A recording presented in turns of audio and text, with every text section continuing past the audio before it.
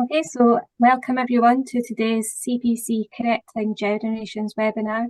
Our speaker for today is Professor Monika Mynarska, who is the head of the Centre for Individual and Family Life Course Studies within the Psychology Institute at the Cardinal Stefan Wyszynski University in Warsaw. Monika has a background in both psychology and social demography, and her research interests focus on family and fertility, and in particular the psychological and social factors which influence fertility intentions. And today she'll be presenting on doubtful ambivalence, uncertain indifference, indecision, and reproductive decision making. I'll hand over to Monika now to get started. Thank you so much. Thank you, Sarah, for invitation. Thank you for having me. Let me share the screen with you. You should be able to see the presentation at the moment. Now, I hope I am all set. So once again, thank you very much for giving me this opportunity to share my research at this webinar.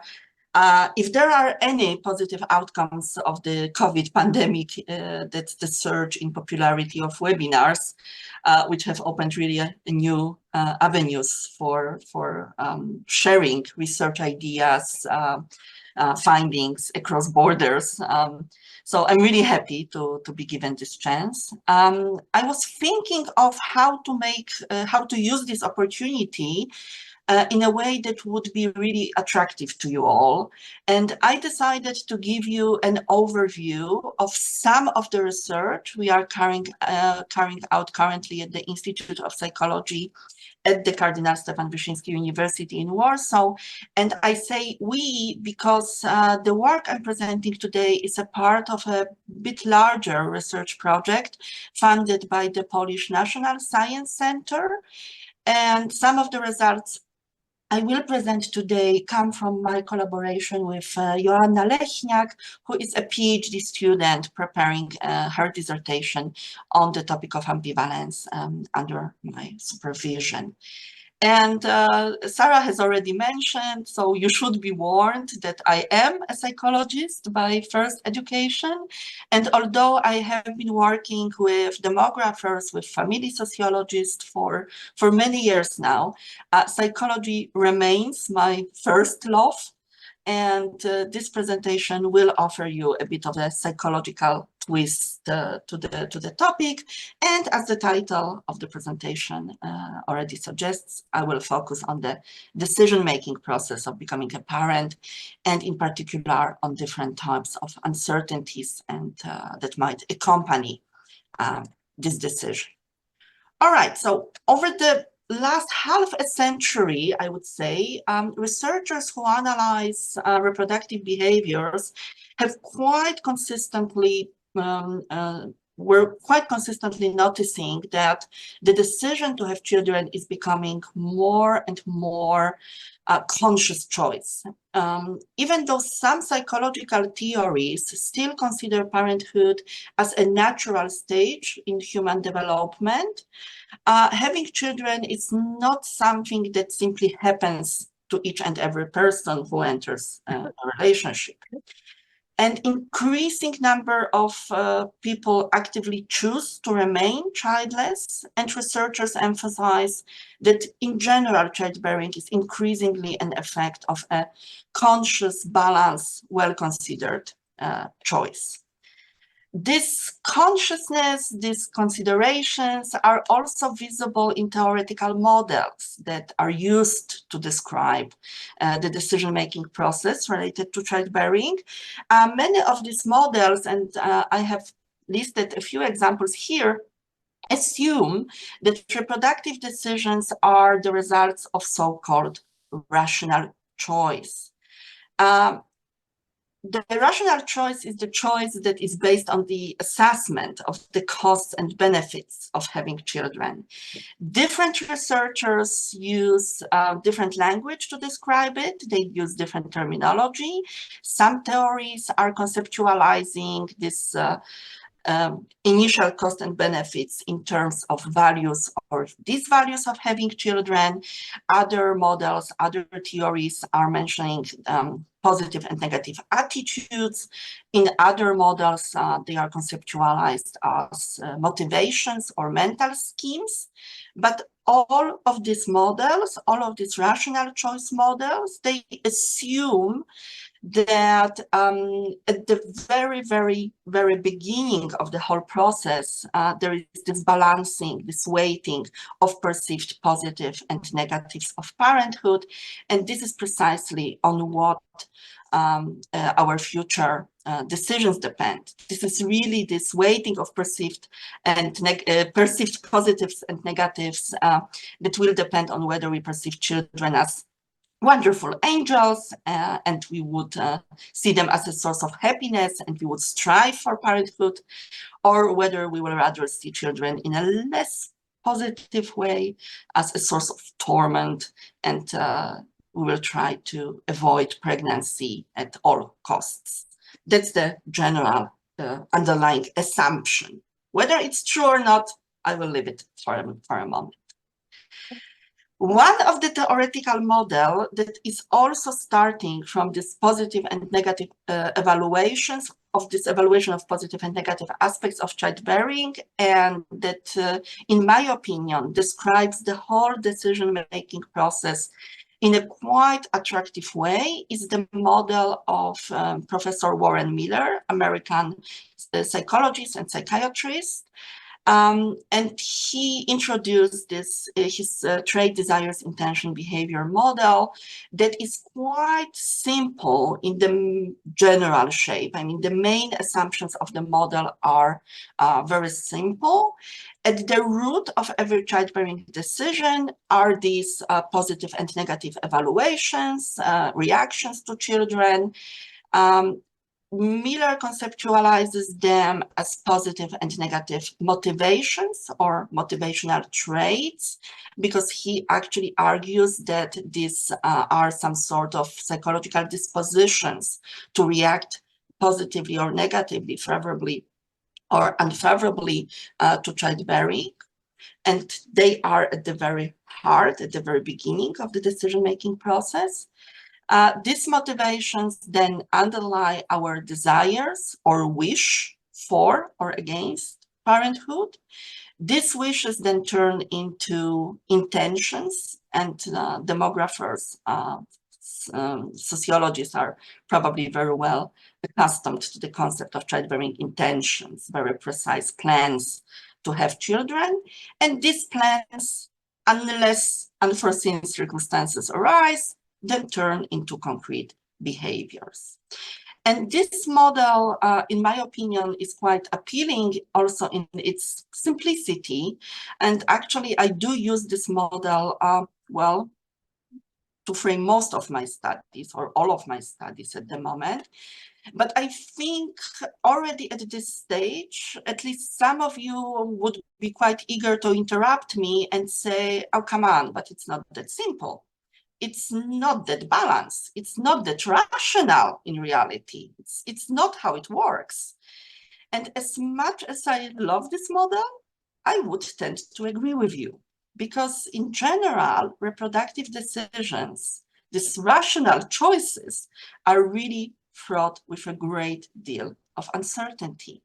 We see it in the surveys, we see it when we talk to people about their childbearing plans or desires, about their wishes. We hear that what they tell us about, it's very often filled with this uncertainty, with these doubts. They use different expressions, people use different expressions to describe these doubts, these hesitations.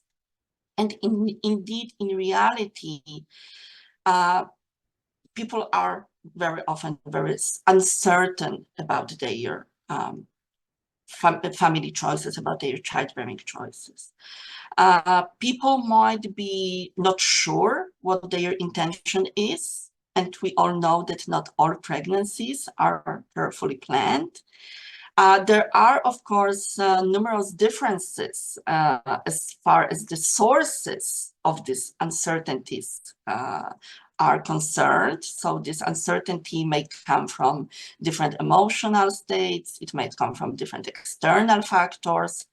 And finally, even if somebody is really a very rational actor, he or she sits down and really very carefully considers all pros and cons of childbearing, it is also possible that these positive and negative motivations, attitudes, they balance each other out. So it's really not that simple. This rational choice is not that rational if we zoom in more closely. And all the topics that I listed here are, of course, very important and very interesting. But in the part of my research project that I want to show today, I will actually focus on this last one. What if these positive and negative motivations are balanced?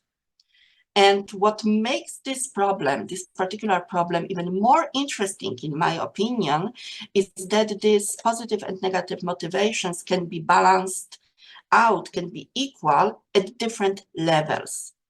What does it mean? Let me use the Miller's model here. This is also how he conceptualizes it. Using the Miller model, each and every person, each and every one of us has a certain level of positive emotions, of positive motivations, sorry, and some level of negative motivations. And again, positive motivations are all the good feelings about having children, and negative motivations are related to fears and bad feelings that might drive us away from having children. And if we have these two dimensions, then you can easily imagine we have different combination of the scores. So if somebody is high on positive motivation, sees a lot of benefits of having children and few negatives, then such a person has a clearly pro-natalist approach, and probably such a person will strongly strive for having children. If, however, a person is high on negative motivations and low on positive one, of course, we will have a person with a more anti-natalist approach. And these categories, I think, are quite straightforward. What's interesting are the remaining two categories, where the positives and negatives balance each other out, either at a low level, so people see few positive aspects, few negative aspects of childbearing, and in such case, we can speak of indifference. People are indifferent about childbearing, or they can actually see a lot of positive aspects and a lot of negative aspects. And in such case, we are talking about ambivalence. And I would argue that these two psychological states, these two last psychological states, indifference and ambivalence, might constitute a special source of uncertainty in reproductive decisions. And for the rest of the presentation, I will precisely focus on ambivalence in particular, but in a little bit wider perspective. I would like to explore a little bit the relationship between uncertainty, ambivalence, and indifference. I would like to look at some possible consequences of indifference and ambivalence. And finally, I would like to reflect a little bit more on the meaning of ambivalence, trying to see is it possible to see something positive about ambivalence. And in order to do so, I will quite briefly share the results, selected results of two studies with you. So for the first study, is based on the Generations and Gender Survey, and I'm pretty sure quite a few are very familiar with the survey. So you do know that childbearing intentions, childbearing decision-making is a very important element of the Generations and Gender program. What you might not know is that in 2020, together with Alice Raybould, we proposed a set of questions based on the Miller model that are related to these positive and negative motivations. We suggested that it might be a good idea to ask respondents for their evaluations of different positive aspects of childbearing, different reasons to have children, and some negative aspects of childbearing, so some reasons for not having children. And consequently, such battery of questions would allow us to see whether a person scores high on one of those dimensions, on both of them, or on none of them. And this experimental module, because I want to stress, this is really an experimental module. It has been suggested, as mentioned a few years back, but it has been implemented in a few countries that recently fielded generations and gender survey. And here in this presentation, I will show you some results based on the data from Denmark. Where we looked at these particular questions that you have seen just a second ago, and we looked at the motivations of only childless men and women in reproductive ages. What we did, we first looked at all the respondents in our sample, and we examined how their positive and negative motivations were distributed. So we kind of tried to put our respondents into those 4 quadrants that I presented a moment ago. Based on the answers to the positive and negative questions, the respondents were allocated in our space of these 2 dimensions. They could be allocated into antinatalist, pronatalist, ambivalent, or indifferent quadrant. And I would like right away to add a comment here. As you can see here, these allocations here are based on a very, very simple division by the midpoint of the scales. But we did quite an extensive analysis based on the Polish data, where we analyzed very different approaches to measuring and to assigning these individuals to these different quadrants, to these different categories.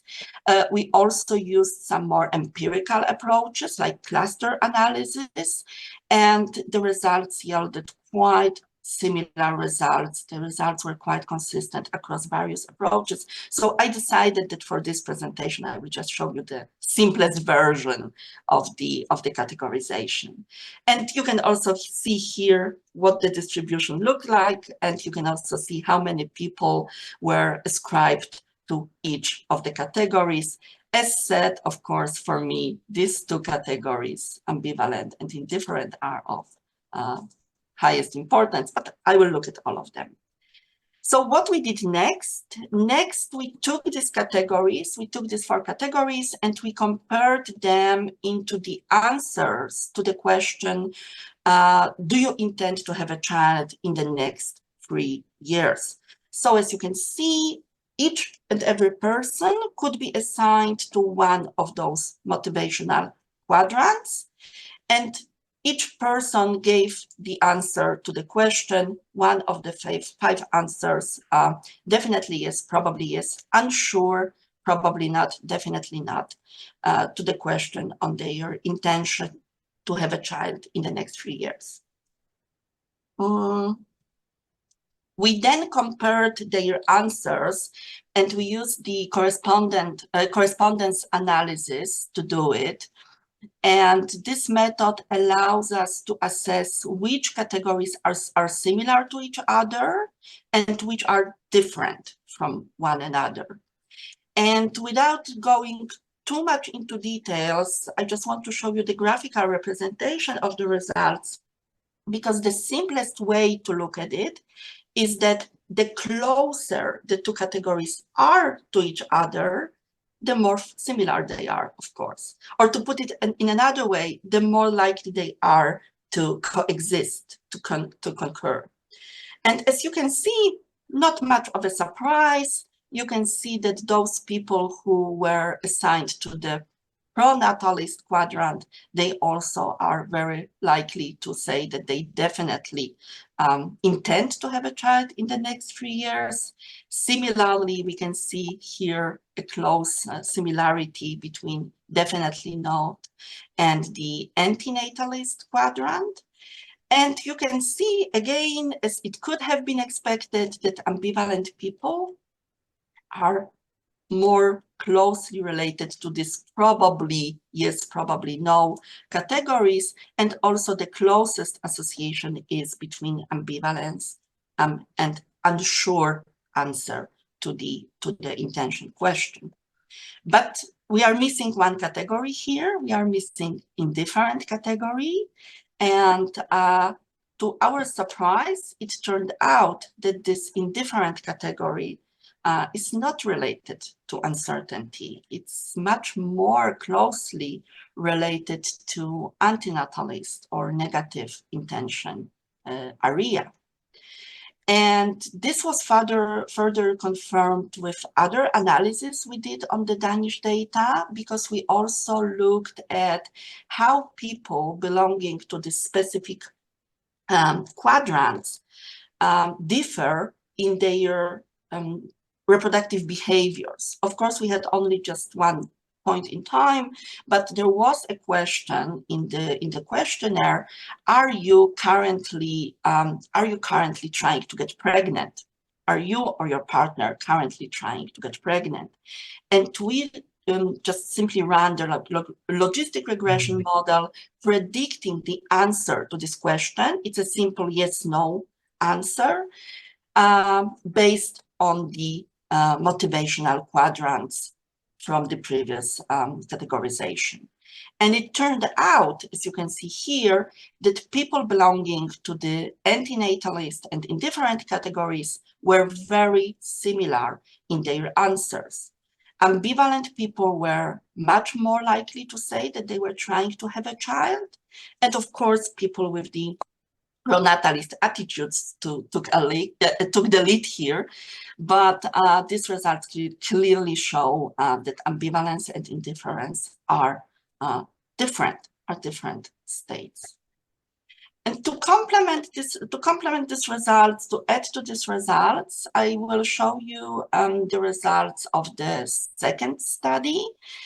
This second study is a more in-depth psychological study on ambivalence. It was conducted in Poland in 2022. The data were collected at the very end of the 2022. I say it's a more local and smaller study, but nevertheless, we managed to cover a sample of over 800 respondents, nationwide sample. The respondents were randomly selected from the online commercial panel. We tried our best to represent the structure of the Polish population as good as we could. And also in this case, similarly to the GGS analysis, we focus on childless women and men aged 20 to 35 this time. And I will show you only a small part of this study where we looked at so-called subjective ambivalence. What is this subjective ambivalence? Psychologists make a very clear distinction between so-called structural ambivalence and subjective ambivalence. The structural ambivalence is related to a sole coexistence of strong positive and strong negative motivations or attitudes. So the quadrants, which I showed you a moment ago, were related precisely to this structural ambivalence. They denote this structural ambivalence. Subjective ambivalence, however, signifies the conscious experience of this inner split, the awareness of the conflict of the inconsistencies between our evaluations, within our evaluations. And subjective ambivalence means that a person experiences this internal struggle. And in this study, we asked a short battery of questions to establish to what extent they feel internally torn about the idea of parenthood. I put just a sample question here for you, but there were a few more based on the literature. It's not that we came up with them ourselves. They are based on the previous psychological literature, and they allowed us to establish the overall level of this subjective ambivalence. And in this study, we looked at how this subjective ambivalence, this subjective feeling of ambivalence is related to childbearing desire, the wish to have children. So if you remember the Miller model, we may say we looked at this fragment, so to speak, right? And desires also were measured using a short battery of questions related to how much a person would like to have a child, how important it is for a person to have a child. So also a few questions that allowed us to establish the strength of this desire. Okay, I will show you just one result from this study where we predicted the strength of childbearing desire based on this subjective ambivalence. And here I show you the results for models separately for men and for women. And as you can see, the relationships were rather weak. But what is interestingly enough, the ambivalence women and negatively for men. That the stronger the feeling of ambivalence, the stronger the feeling of being desire to have a child is. So for men, it's the other way around. High ambivalence is related with a weaker desire. So what can we conclude from all of that? I'd like you to take away from this presentation. First of all, I'm not sure if you can still hear me because my internet shows the weak internet connection, but I hope things are working fine.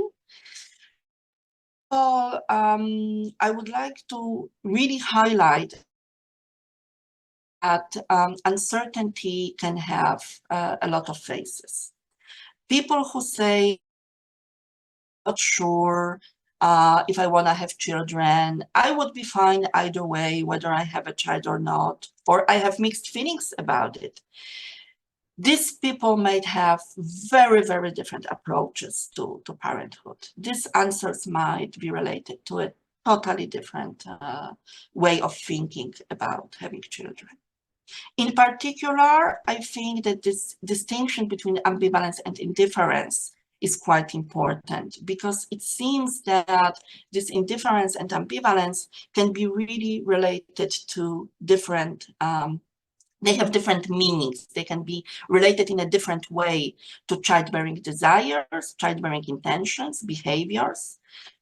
And just as we showed for the Denmark, indifference appears to be more limiting, more restraining in terms of reproductive choices. And indifferent people seem to be more similar to those with antinatalist approach.